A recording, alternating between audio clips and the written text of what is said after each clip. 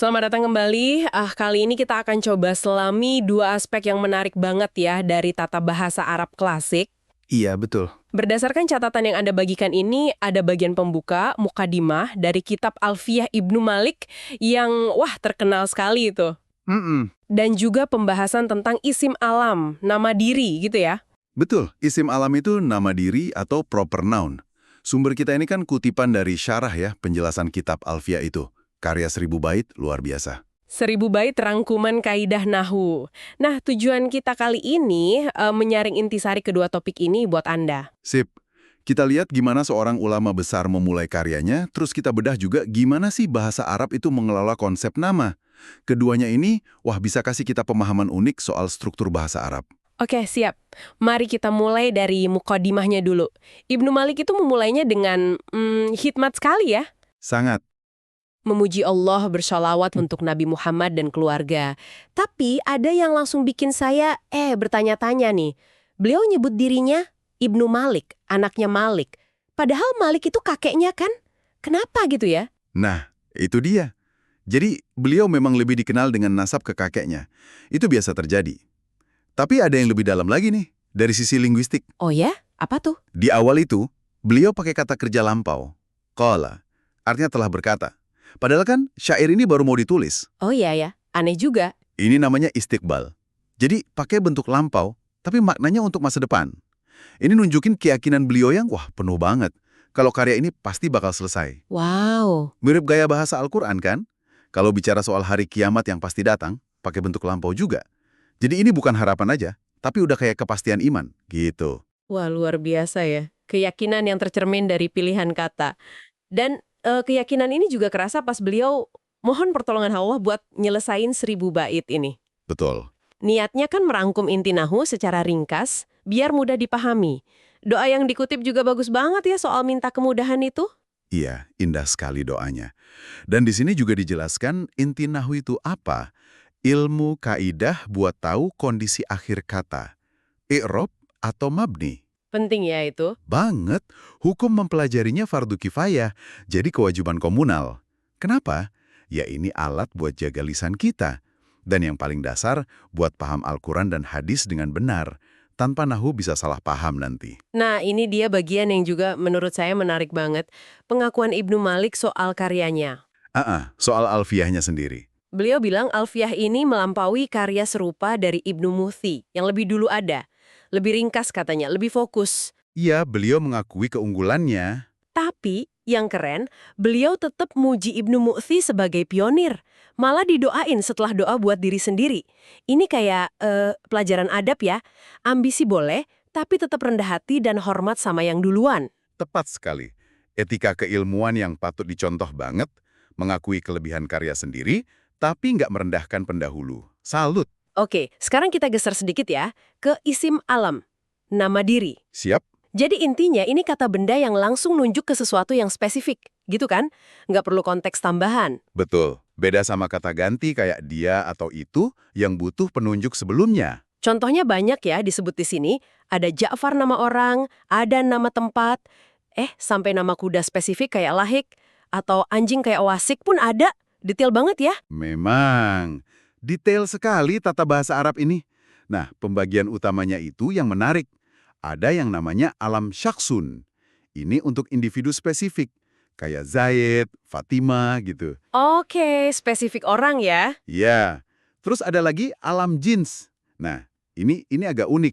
Ini nama untuk sebuah jenis. Jenis? Maksudnya gimana? Contohnya Usama.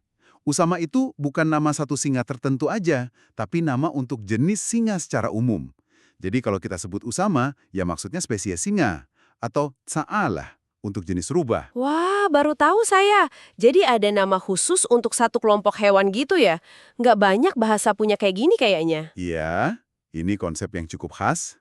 Nah, kita fokus ke alam syahsun dulu ya, yang nama individu tadi. Oke. Itu ada 3 macam lagi. Pertama, isim. Ini nama asli, nama pemberian lah. Zaid, Hindun, Fatimah. Nama KTP-nya gitu ya? Haha, bisa dibilang gitu. Kedua, kunyah. Ini panggilan berdasarkan hubungan keluarga. Biasanya diawali abu bapaknya si, atau ibunya si. Contoh paling terkenal ya Abu Bakar. Oke, Abu atau paham. Terus yang ketiga? Ketiga, lakab. Ini julukan. Bisa yang bagus, pujian, kayak Zainul Abidin, perhiasan ahli ibadah. Bisa juga yang kurang bagus, celaan kayak Anfun Nakoh, hidung unta. Wah, ada julukan bagus, ada julukan jelek juga ya. Terus ada aturan pakainya nggak sih kalau nama asli sama julukan disebut bareng? Nah, ada aturannya. Penting ini. Kalau ism, nama asli, dan lakab, julukan, disebut bareng, ism harus duluan, baru lakab. Oh, ism dulu ya? Ya, contoh paling gampang. Umar Al-Faruq. Umar itu ismnya, Al-Faruq itu lakabnya. Nggak bisa dibalik jadi Al-Faruq Umar. Kenapa? Biar jelas identitas utamanya dulu. Masuk akal. Secara gramatikal, kalau keduanya tunggal, mufrad, seringnya dibikin jadi struktur idhofah, kayak kepemilikan. Misalnya, Saidul Kurzin, Said si karung kecil. Kalau nggak gitu, ya lakabnya ngikutin i'rab kasus si isim sebelumnya. Oke, cukup jelas aturannya. Terus ada lagi nih pembagian berdasarkan asal katanya ya. Ada alam mankul sama alam murtajal. Apa bedanya tuh? Benar. Jadi, alamankul itu nama yang dipindahkan atau diambil dari kata lain yang udah punya makna sebelumnya. Contohnya, Asad artinya kan singa, tapi dipakai jadi nama orang. Oh, kayak di Indonesia nama bunga atau cahaya gitu ya? Nah, mirip-mirip gitu. Bisa dari kata sifat, kata benda, bahkan dari kata kerja. Termasuk juga nama yang gabungan kata. Kayak tarkib masji campuran, contohnya baklabak, atau tarkib idhafi kepemilikan, kayak Abdullah, hamba Allah, itu semua masuk mankul. Oke, jadi asalnya udah ada kata lain. Kalau murtajal? Kalau murtajal itu nama yang memang dari awal diciptakan sebagai nama. Nggak diambil dari kata lain yang punya makna sebelumnya. Contohnya Su'ad, Ghatafan, ya memang nama aja gitu. Paham. Nah, balik lagi sedikit ke yang unik tadi, alam jins. Yang Usamah buat singat, Sa'alah buat rubah itu. Iya, gimana? Itu perlakuannya gimana dalam kalimat? Kan aneh, nama jenis tapi kayak nama orang. Nah, ini menariknya. Secara lafadz, secara bentuk katanya, dia diperlakukan persis kayak nama diri, alam syakhsi. Nggak boleh pakai al, alif lam, bisa jadi subjek kalimat, bisa kena tanwin kalau nggak ada sebab lain. Oh, jadi kayak nama Zaid gitu ya perlakuannya? Secara bentuk, iya. Tapi secara makna, dia itu nakiroh, umum. Merujuk ke semua anggota jenis itu. Jadi Usama itu ya singa mana saja. Ini nunjukin betapa fleksibel dan dalamnya ya sistem kategori dalam Nahwu itu. Ada nuansa makna yang dijaga. Jadi apa nih rangkuman pentingnya buat Anda yang dengerin? Dari mukaddimah tadi, kita bisa lihat potret Ibnu Malik ya. Sosok yang sangat yakin sama karyanya, tujuannya mulia, tapi juga, wah rendah hati banget dan hormat sama pendahulunya. Betul, Alfiyah itu bukan sekedar kitab aturan kering, tapi lahir dari doa, keyakinan, dan adab keilmuan yang tinggi. Sementara dari pembahasan isim alam. Nah, dari isim alam, kita lihat betapa presisi dan sistematisnya tata bahasa Arab itu. Pengklasifikasian nama itu rinci banget.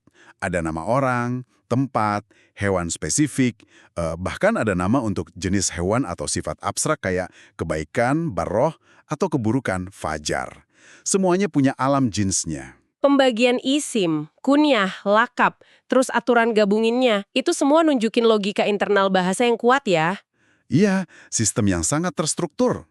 Jadi memahami detail-detail ini saya kira bantu banget ya buat Anda mengapresiasi kedalaman bahasa Arab dan juga teks klasiknya. Gimana setiap nama, julukan, sampai nama untuk jenis itu punya tempat dan aturan mainnya sendiri dalam sistem bahasa. Betul sekali. Nah, sebagai penutup nih, mungkin ada satu hal yang bisa Anda renungkan lebih jauh. Apa tuh? Konsep alam jins tadi kan cukup unik ya. Memberi nama spesifik kayak Usama untuk sebuah jenis, yaitu singa. Kira-kira nih, gimana ya cara penamaan seperti ini, pakai nama khusus untuk sebuah jenis, bisa mempengaruhi cara pandang kita, atau mungkin interaksi kita terhadap jenis tersebut? Menarik pertanyaannya. Dibanding kalau kita cuma pakai kata benda umum biasa, kayak Asad untuk singa, apa ada nuansa tertentu yang jadi bertambah? Atau malah mungkin hilang? Ya, sesuatu untuk dipikirkan lebih lanjut aja.